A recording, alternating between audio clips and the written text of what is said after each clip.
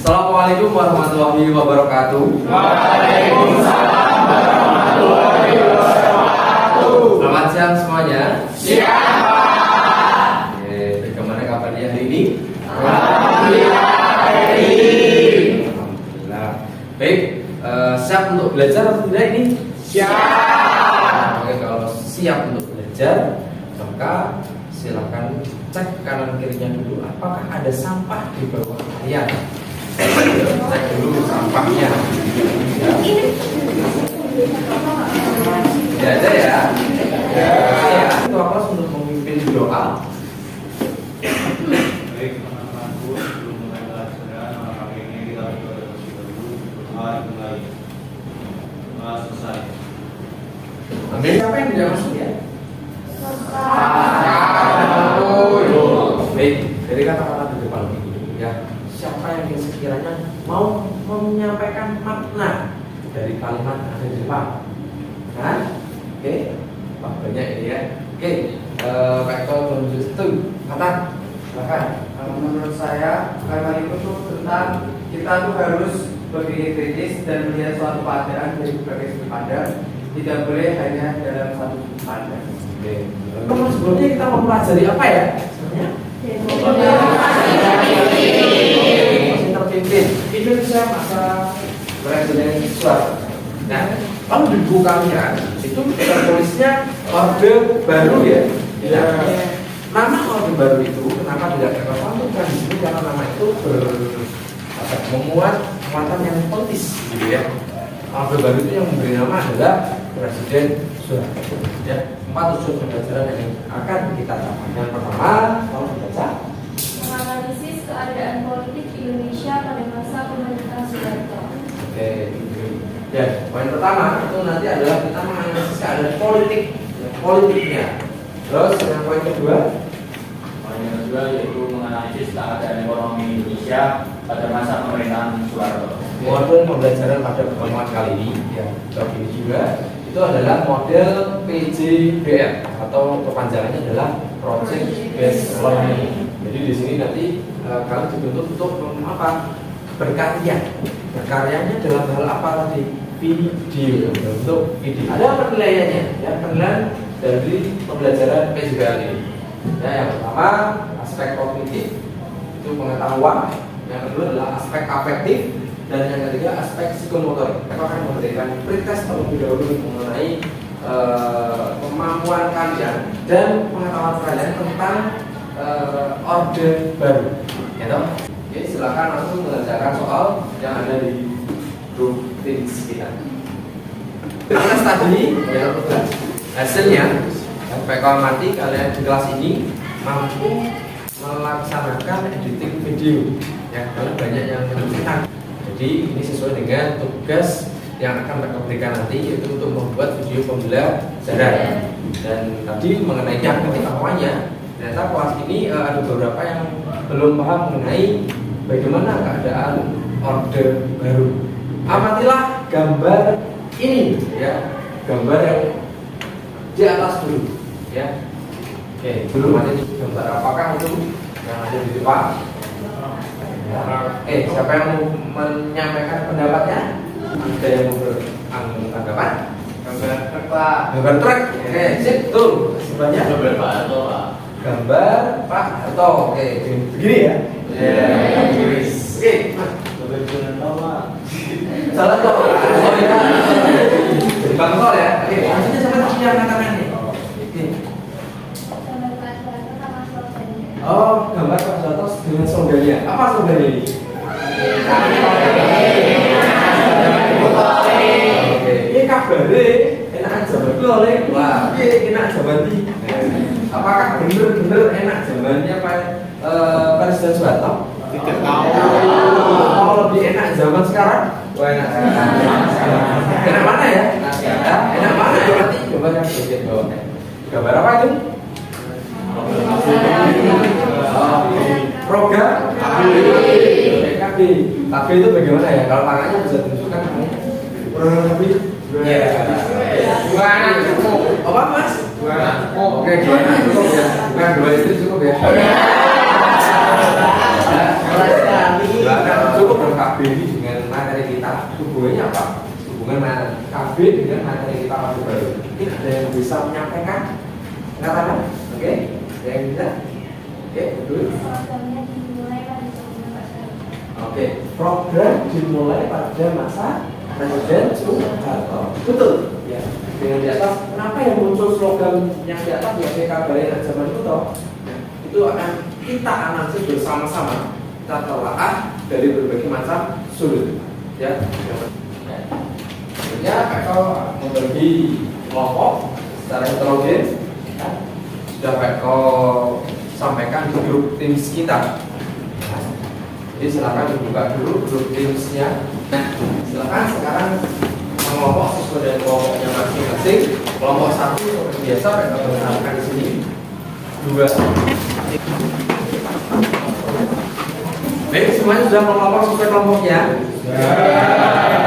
Ya. Pak Eko cek dulu kelompok 1 katakan.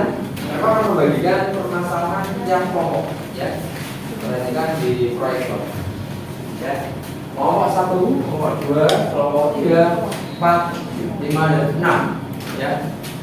Kelompok 1 mengenai menganalisis bagaimana lahirnya Orde Baru. Dan kelompok 2 bagaimana politik dalam negeri Orde Baru. Kelompok 3 bagaimana politik luar negeri Orde Baru. Kelompok 4 bagaimana ekonomi, ya, ekonomi masa Orde Baru. Kelompok 5 bagaimana keadaan sosial budaya masa Orde Baru. Dan yang kelompok 6 bagaimana jatuhnya Orde Baru. Ini kita bagikan LKPD masing-masing ke kelompoknya.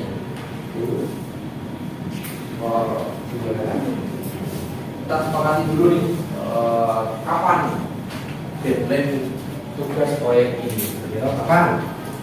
Ya, minggu depan pertemuan berikutnya. Ya, sudah ya. Pertemuan berikutnya harus sudah selesai. Kita memberikan beberapa sumber referensi dalam berdiskusi nanti dari artikel internet. Terus yang kedua ada buku digital, ada YouTube dan juga ada web. Silakan berdiskusi.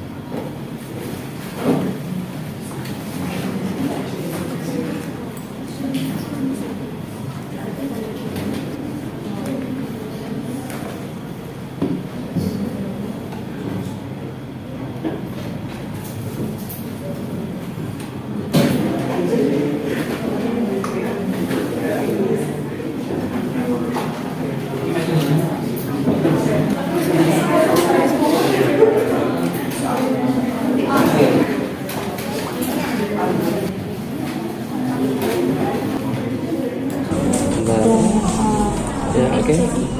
Hampir jadi ya. Keren kelompok ini. Kelompok berapa tadi? Kelompok 5. Oke. Kita lihat dulu ya.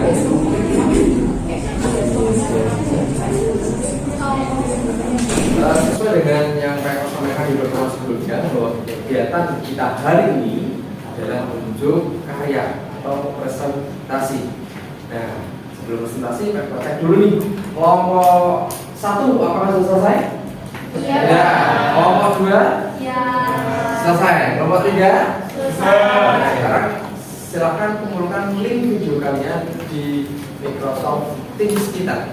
Yang Pak sudah buat postingan itu, silakan kalian kirimkan linknya.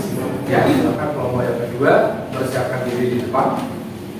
Assalamualaikum warahmatullahi wabarakatuh. Waalaikumsalam warahmatullahi wabarakatuh. Selamat pagi teman-teman, kembali lagi dengan Nurul. Nurul kali ini sebagai moderator kelompok 2 dan halo. Langsung saja yuk kita ke materinya. A. Penataan stabilitas politik pembubaran PKI. Nah, sekarang kita lanjutin nih. Yang B yaitu penyederhanaan partai politik. Kalian tahu nggak sih fungsinya buat apa sih penyederhanaan partai politik Ini ini? adalah teman-teman yang mau mengajukan pertanyaan. Silakan mau bertanya. Waalaikumsalam. Nama saya Rangga, saya 13, izin bertanya, mengapa PKI dilarang di Indonesia? Terima kasih. Baik, tanya lagi. Warahmatullahi wabarakatuh. Waalaikumsalam warahmatullahi wabarakatuh. pokok 5. Izin untuk bertanya, apa bukti bahwa PKI telah terlibat dalam peristiwa P30 SPKI? Terima kasih. Baik, terima kasih Mbak Suci atas pertanyaannya. Ternyata pertanyaannya saling sambung menyambung ya teman-teman, dari pertanyaan Erlangga sama Mbak Suci. Yang pertanyaan pertama, mengapa PKI dilarang di Indonesia? PKI dan ormasnya dilarang di Indonesia karena dianggap bertentangan dengan falsafah negara Pancasila dan juga dianggap bertanggung jawab atas peristiwa G30 SPKI. Untuk pertanyaan yang kedua, apa bukti bahwa PKI terlibat dalam peristiwa G30 SPKI? Yaitu yang pertama, organisasi bawahan PKI yaitu Pemuda Rakyat dan Garwani ikut menculik para jenderal dan menjaga BRI menggunakan senjata cung. Kira-kira lebih enak zaman sekarang atau dulu sih? Kalau menurut saya enak zaman sekarang, karena pada masa sekarang sudah tidak ada penyederhanaan partai politik dan ABRI. 2-3 buku kaca, akhir kata sampai jumpa. Hidup kesepian tanpa kasih. Cukup sekian, terima kasih. Wassalamualaikum warahmatullahi wabarakatuh. Baik, presentasi yang luar biasa tentang politik dalam negeri masa Presiden Soeharto. Assalamualaikum warahmatullahi wabarakatuh. Waalaikumsalam warahmatullahi wabarakatuh. Menerapkan dua kebijakan ekonomi. Yang pertama, jangka panjang. Yang kedua, jangka pendek. Setelah menonton video tersebut, adakah pertanyaan yang ingin disampaikan? Perkenalkan, nama saya Sabrina Nurhaliza. Saya dari kelompok 1. Pertanyaan saya adalah, ada berapa program kerja yang diadakan pemerintah? Adakah lagi yang ingin mempertanyakan? Kenapa nama saya dari kelompok 3? Saya ingin bertanya, ada program apa saja yang diterapkan pemerintah Orde Baru dalam kebijakan ekonomi? Menurut pertanyaan ini sebelumnya, ada 5 program Kerberita. Yang pertama adalah Kerberita 1 pada tahun 1999. Program apa saja yang diterapkan pemerintah Orde Baru? Yaitu program rehabilitas dan stabilitas ekonomi yang masuk ke dalam program jangka pendek. Jadi jika ada pertanyaan lebih enak masa sekarang atau masa Orde Baru, maka kelompok kami menyebutkan bahwa masa sekarang lebih enak karena keadaan ekonomi lebih membutuhkan di zaman sekarang. Keadaan ekonominya tergolong stabil dan masyarakat bebas untuk melakukan kegiatan ekonomi. Assalamualaikum warahmatullahi wabarakatuh. Akhir kalian semua berorientasi, mereka akan memberikan penguatan materi di ujian gagasan ujian tertentu ya. Kalau dari yang pertama, ya kelompok pertama tadi membahas tentang apa? Lahirnya Orde Baru itu waktu masa pemerintahan Soeharto ditandai dengan apa toh? Ditandai dengan munculnya super semangat. Latihan soal evaluasi. Nah, evaluasi kita nanti mereka akan memberikannya lewat aplikasi kuis.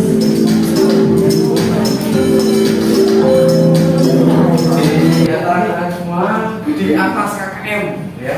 Jadi tepuk tangan untuk kita semuanya. Kita sebutkan bareng-bareng.